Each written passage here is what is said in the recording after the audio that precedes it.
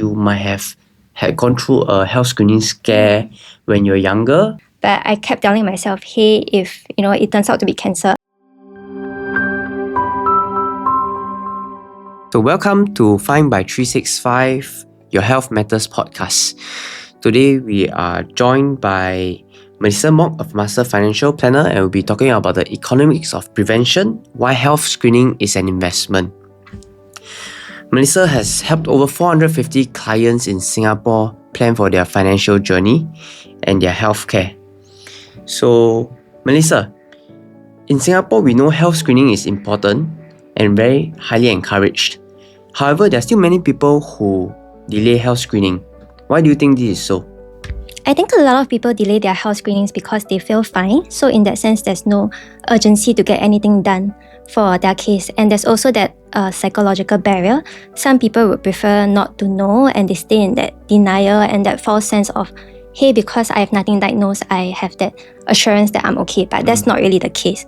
And of course, I would think that cost and time will also be issues where they have to take out time, make an appointment. Of course, it's not going to be cheap as well. But with that said, I think a lot of these conditions are, silent killers like cholesterol, diabetes. Most of these, they don't really have any symptoms, but they do quietly develop in the background as well. So by the time a lot of these symptoms appear, they are usually a lot more advanced and it's a lot more harder and costlier to treat at that point of time.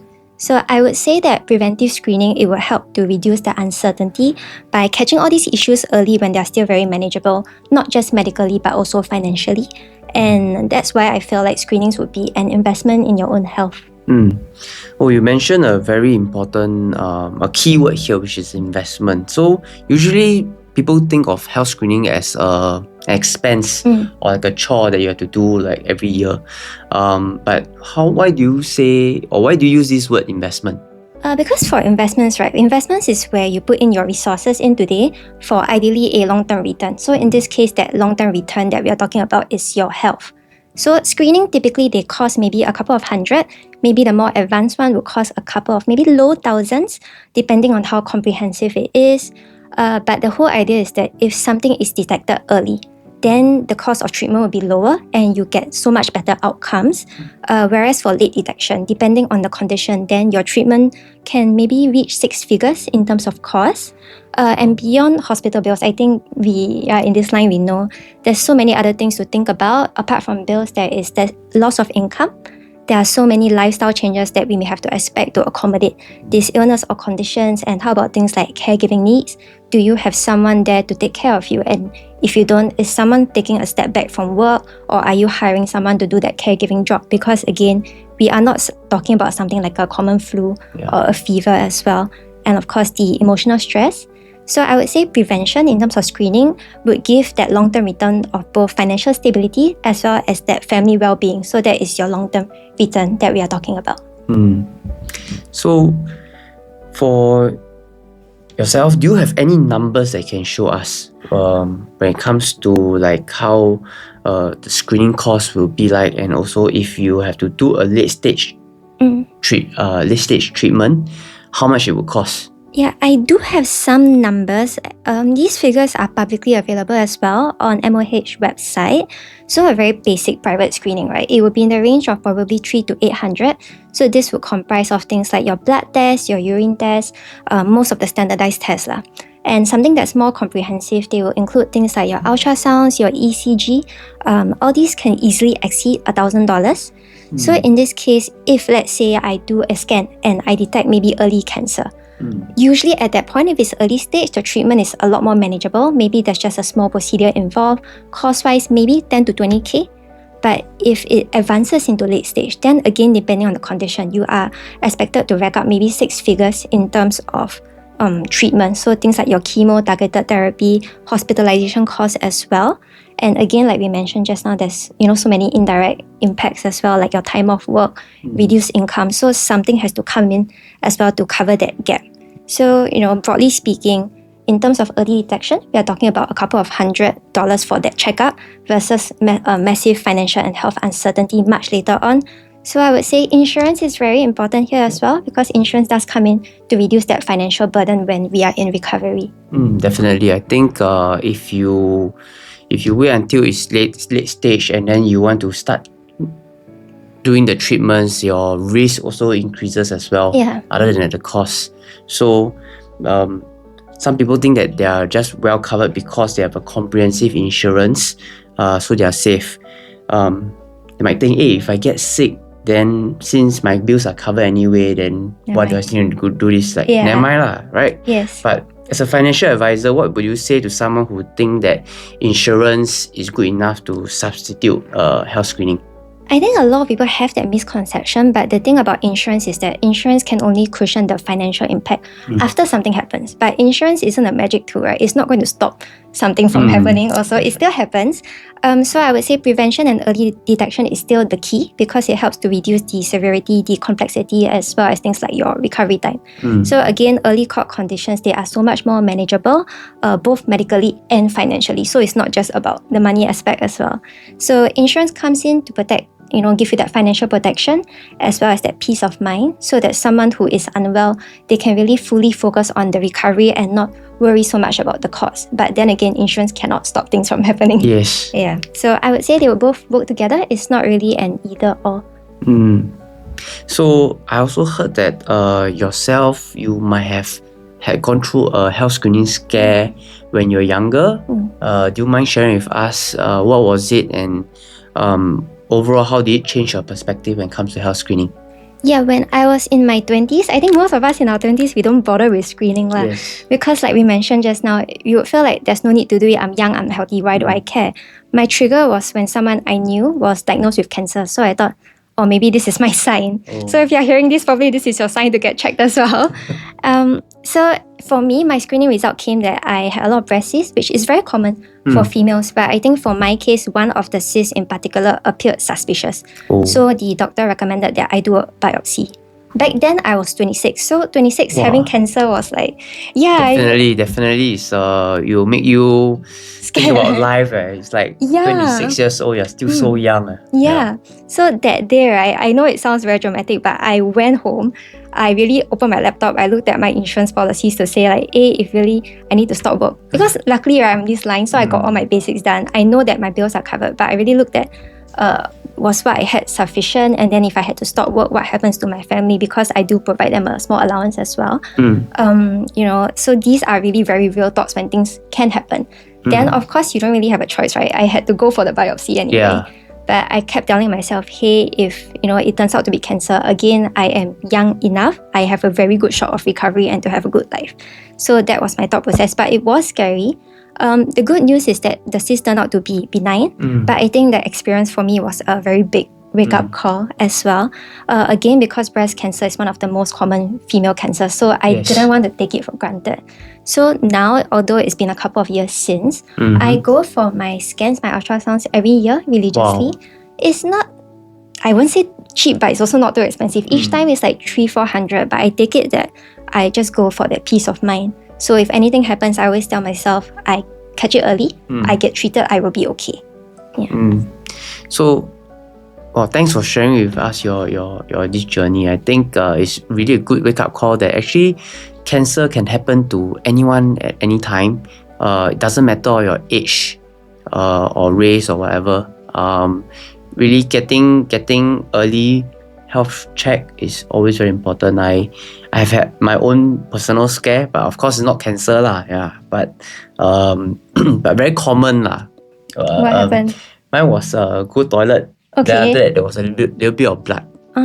Then you start thinking of like, hey, do I have like what colon cancer, all this kind of stuff. And when you start doing the Google searches, right, that's where all the bad stuff comes out only. It's not something good. But then luckily the next day I go see the doctor, say, oh, nothing lah. Maybe you just never been to the toilet too frequently lah. So it's nothing much. So that was already a health scare. But I remember that night going to bed, right, it was me and my wife, she had to like console me and all. But I that was just my experience. Although nothing to do with health screening, but I definitely know how you felt like.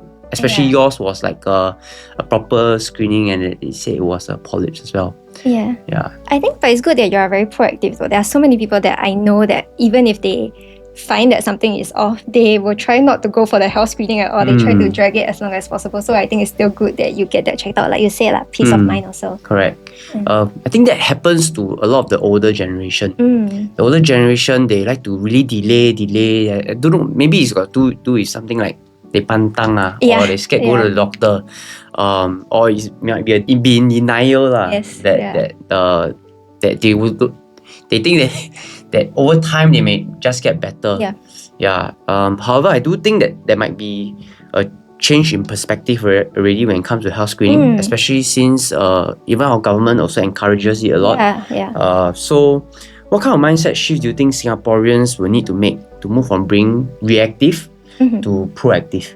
Yeah, because I would say that maybe health screening should be more like regular, intentional self-care. So most of us, we already invest intentionally in things like, our property, children, lifestyle. And right now, I would say, especially after COVID, a lot more people are looking at their health more seriously. We see so many things like your run clubs, high rocks, everyone is going to the gym. And there's so much more like, healthy eating, healthy food places popping up as well. So I do think that health is something that a lot of people value. And I think health screening just sit alongside all these things like exercise and diet. So it's something that we should still do proactively, not just when we are worried. So there's always this common saying, right? You can have 99 problems in life, but the moment you got one health issue, you're left with one problem. So I would say both preventive healthcare and insurance, they will kind of like work together. So if there's anything wrong, then you have that shot to really work things out and get treated. And that insurance comes in to give you the financial protection. So you're kind of covered on both ends should things go wrong. So I would say preventive health, it should be part of this holistic planning apart from your healthy eating, your investment savings protection. It should just be one of it together as a whole. And of course, being in this line, we do have to say insurance, we always have to arrange it early while you're still healthy. Because the moment there's anything diagnosed, there are so many potential issues with getting the insurance as well. Definitely. I think it's also good that our government has been coming up with ways. I see a lot of my younger people, friends, all using the step trackers. Oh, really? Yes. I think a lot of us are all using our smartwatches. So these are the things that tracks our health. So right. I think in Singapore we're moving towards more of a healthier lifestyle. Even the gym nowadays, they are quite full. There's many anytime fitness that's being popping out everywhere. So that's also a very good shift that I'm also starting to see in the younger Singaporeans. So between a routine GP visit and like a comprehensive health screening, right? What are some of these important things that people should look out for? I would say for regular GP visits, okay, the fact is most people don't go for regular GP visits as well. So I would say those are important, but a lot of time they are mostly focused on current health concerns and maybe a very basic routine care. Most of the time, we only go for the GP if I'm really when you fall sick, or then you go to see a GP. Correct, but not many people go to the family clinic to say, hey, let's follow up on how's my health. I think it should be more common as well. But if you're talking about more comprehensive screening, then that is completely separate and distinct discussion on its own. Because now we are not just talking about your basic blood test, we are talking about more comprehensive tests to really find out what's going on in your body. But of course, I think it's always a good start to speak with your doctor first, because everyone, we are all different ages, we have different family backgrounds and risk factors. So all these, maybe the doctor can recommend what is the best test for you instead. Definitely. And that's definitely an important distinction between going for a regular GP and a health screening. Of course, the comprehensive health screening will be able to detect more stuff. But also in preparation for this episode, right, we have also did some research on some screening options that are more commonly discussed in preventive healthcare that are more advanced in a way. So these are the 5 things that we would like to share with you. You can consider. First will be the heart and vascular imaging, which is unlike just normal health comprehensive health screening. It checks for your CT calcium score, which detects hidden hardened plaque in the coronary arteries that your standard cholesterol test might miss. And then secondly, there's also a comprehensive cancer blood test, which normal standard blood tests mainly assess how your organs are functioning, like how your liver, kidneys, cholesterol and blood sugar. But there are more comprehensive blood tests which specifically test for the specific cancers. that might be able to detect early stage tumor proteins, not just the general organ function. So this one, I think people nowadays know about cancer markers being done, and I've heard of cases where the cancer markers are being used by people to create more urgency. I see. But I think sometimes the urgency is needed Correct. to get people moving. Correct. Yeah. Although these are, it's just a marker only, but at least it's already a good advance in the medical test that we're able to detect it early. Third, we also have advanced breast and women's imaging. So breast cancer, like what you said, remains the most common cancer amongst women depending on age. So doctors may also recommend mammograms or breast ultrasound. Also, pelvic ultrasounds can also be considered to assess your ovaries and uterus. So this one, I think quite common. Highly recommend. Mammogram, breast imaging. Most are already doing it once they reach a certain age, right? For ladies. Yeah, and I think it's recommended to do as well. So fun fact, right? Because I was 26, I asked my doctor about like the cyst. I'll be like, hey, how come this is happening? So apparently, because for females, there's a lot of hormones which may cause all these growths that may happen as well. So he said, sometimes your body is always preparing to potentially have a baby. That's why your hormones are haywire. So this happens more commonly in females that do not have kids. But with that said, then I asked, so if I have pregnant and kids, risk is low. He said, it's still there. Then I thought, it's the same, right? So both ways there's still some risk. Yeah. Good fun fact. Good fun fact. I'll need to share that with my wife so that we can 加油. My kids, then okay, this is a good motivation. Alright, then the fourth will be colorectal screening, which routine stool tests can only detect hidden blood, but they don't identify all bowel abnormalities. So definitely a colonoscopy remains the ultimate tool because doctors can find and remove precancerous polyps on the spot as well. I think this is something which I will be more concerned of. Have you ever done one? I have not. I have not done my colonoscopy because I know it's a day surgery, right? Yeah, the prep is quite... actually, to me, I think the thought of it also quite scary because it's more of an invasive thing as well. But of course, from what I heard or what I remember is I'll be sedated. You will. Knocked out. So...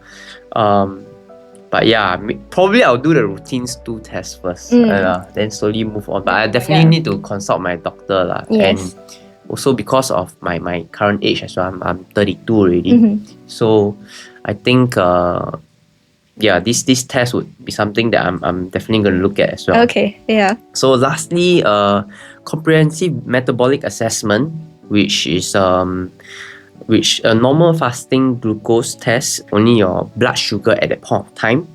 However, there are different tests like the HbA1c, which reflects average blood sugar over the past 2 to 3 months, or fasting insulin to assess your insulin resistance, or liver ultrasound to screen for fatty liver disease. So these are all the different 5 advanced tests that you can look at, which you have to discuss with your doctor. Yeah, so in this case, when we're talking about screenings, I guess we also always have to talk about the cost. Correct. Yeah, as well. So maybe some things to help. It's quite common when I speak to people that they mention that companies, they have great benefits now. So a lot of time, most companies, they provide a very, very basic health screening, like your basic blood test for your cholesterol, things like that. But there's always the option to add on at a discounted rate. So probably that is something to consider. And I do know of companies that even allow you to go for your own health screening, and there's this limit that you can use, right, to claim for things like your glasses, your health screenings, things like that. So probably that is something that you can utilize. And if you're underutilizing it and the benefit is there, probably this is something good to do. With that as well. And even personal insurance, there are some policies that provide comprehensive health checkup. So I think you mentioned things like cancer markers as well. There are policies that every 1-2 years or so they provide that health screening. So if that is something that you might as well get covered, get checked. So that was for my case as well. When I first got checked, I did have my insurance package screening, so I used that one to go for my check instead. Oh, so your insurance did cover your health check? Yeah, it's a specific one. I can only use it once every 2 years. Yeah, but it's still useful enough, better than nothing, because at that age, I may not have thought about, That's true, that definitely. Yeah, things like that. And like you mentioned, you will probably look at doing the basic test first instead of going into a colonoscopy. So I would say there's another strategy where you don't have to do all the major checks all at one go, because it gets so expensive and Yep. maybe a bit of an overkill as well. So it's good to maybe just spread the test over different years so that financially it's not so much of a burden. And there's always the option to compare costs, right? Cost providers.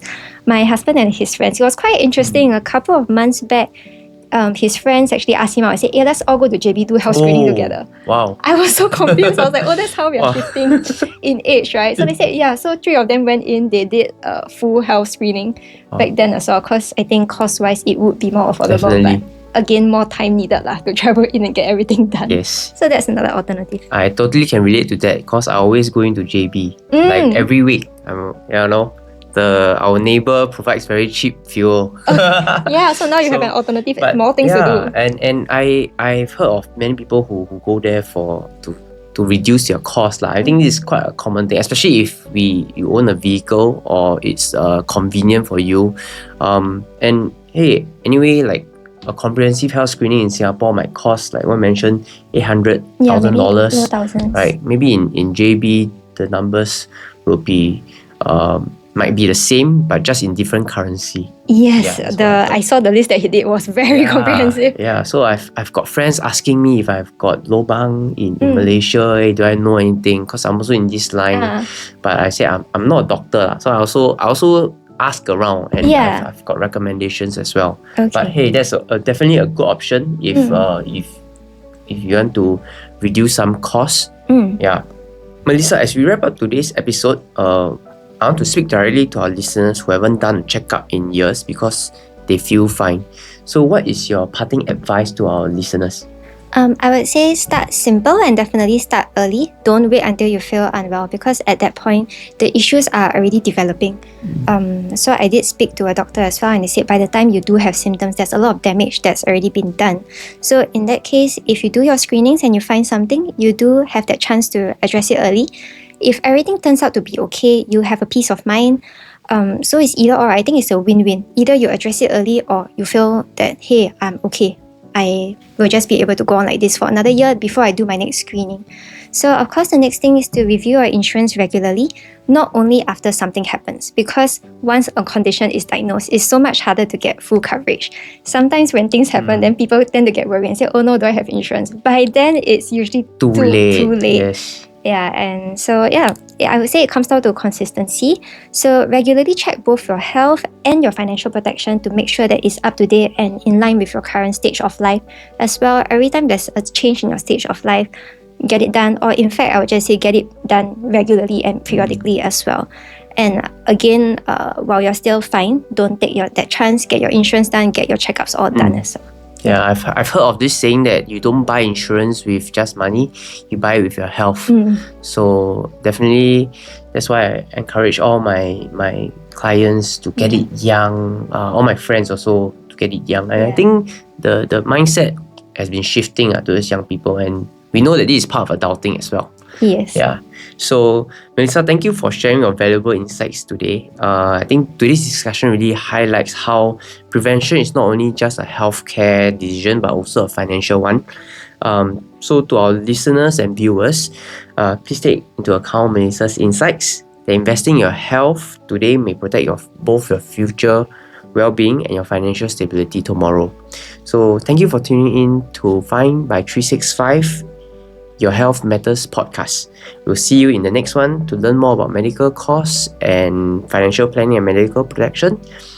You may visit health365.asia. Thank you. Thank you.